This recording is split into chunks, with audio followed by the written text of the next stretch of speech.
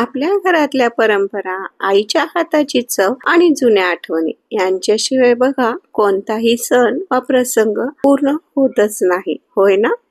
त्यात तर हे पितृपक्षाचे दिवस आता चालू आहेत आणि या दिवशी घराघरात एक गोड पदार्थ तर नेहमीच केला जातो आणि ती म्हणजे ही आपली तांदळाची खीर. खीर म्हणजे फक्त गोडवा नाही तर पूर्वजांप्रती आदर, आठवणी आणि घरातल्या आपुलकीचा एक सुगंध जपणारा पदार्थ आहे. हीच रेसिपी आज आपण करतोय. तर त्यासाठी इथं मी जाड बुडाच्या भांड्यामध्ये 1 लिटर इतकं दूध घेते. दूध गाईचं असू दे किंवा म्हशीचं असू दे, कोणतंही असलं तरी चालेल. बारीक गॅसवरती एक साईडला हे सुरुवातीला दूध आपण तापत ठेवूया, कारण खिरीसाठी दूध हे आवश्यक असतं.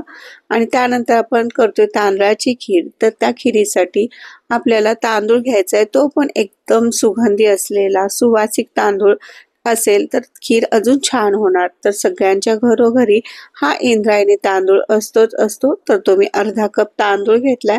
तांदूळ स्वच्छ धुवून घ्यायचा.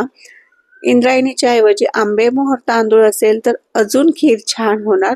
नक्की अशा पद्धतीने ही खीर एकदा ट्राय करून बघा. आवडली रेसिपी तर वेदिका रेसिपीजला नक्की सबस्क्राईब करा. तांदूळ स्वच्छ धुवून घ्यायचे आणि एकदम हे निथळून घ्यायचे. आता आपण हे तांदूळ मस्त अशा तुपावर भाजून घेतोय. गॅसवरती पॅन गरम करायला ठेवला. 1 चमचाभर तूप घालून घ्यायचं. त्यामध्ये हे निथळून घेतलेले तांदूळ घालायचे. 3 ते 4 मिनिटं बारीक गॅसवर एकदम सुगंध येईल इतपत हे तांदूळ टपोरे होतील असे भाजून घ्यायचे.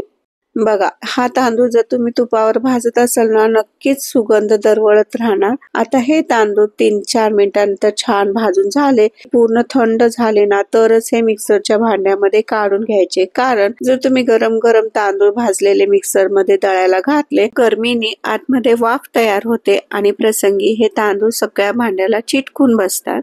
त्यासाठी हे पूर्ण थंड होऊ द्यायचे तांदूळ आणि मग हे बारीक असा रवा करून घ्यायचा. बघा, अशा पद्धतीने हा आपला तांदळाचा छान असा रवा झालेला आहे. आता ही रेसिपी एकदम साधी सोपी आहे, पटकन करता येते. ना तांदूळ भिजत ठेवायचे आहेत, ना कुकरला लावायचे आहेत, असं काही नाही.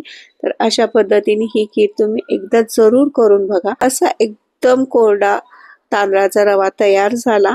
इकडे दुधाला छान उकळी पण आलेली आहे. यातली साय यातच मोडून घ्यायची. त्यानंतर आपण जे बारीक करून घेतलेला तांदळाचा रवा होता तो संपूर्णपणे यामध्ये घालून घ्यायचा. गॅसची आच बारीकच ठेवायची.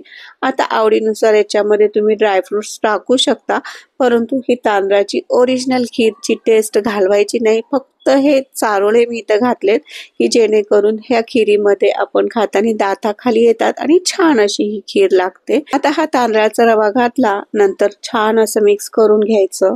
त्यामध्ये मी थोडंसं केसरच्या काड्या थोड्याशा दुधामध्ये भिजू घातल्या होत्या, त्या पण यामध्ये घालून घ्यायचं. पूर्णपणे हे ऑप्शनल आहे. हलकासा पिवळसर कलर जर ह्या खिरीला आणायचं असेल तर एकदम चिमूटभर हळद घातली तरी चालेल. चिमूटभर हळदीने चव पण बदलत नाही आणि रंग खुलून येतो. अगदी पांढरी शुभ्र पाहिजे असेल खीर तर तुम्ही आहे तशीच करा. त्यानंतर आपण गॅस बारीक करायचा आणि 10 ते 15 मिनिटं असं अर्धवट ताट ठेवून ही खीर शिजून घ्यायची. 10-15 मिनिटानंतर हे ताट उघडल्यानंतर दाटसर असं मलईदार बासुंदीसारखी ही खीर तयार झाली आहे. कोणाला वाटणार पण नाही की ही तांदळाची खीर आहे. इतकी टेस्ट भारी येणार. त्यानंतर तुमच्या गोडीनुसार यामध्ये साखर घालून घ्या. इथं मी जवळपास अर्धा कप साखर घातली आणि वेलदोड्याची पूड घालून घेतली. परफेक्ट प्रमाण आहे साखरेचं ह्या खिरीसाठी.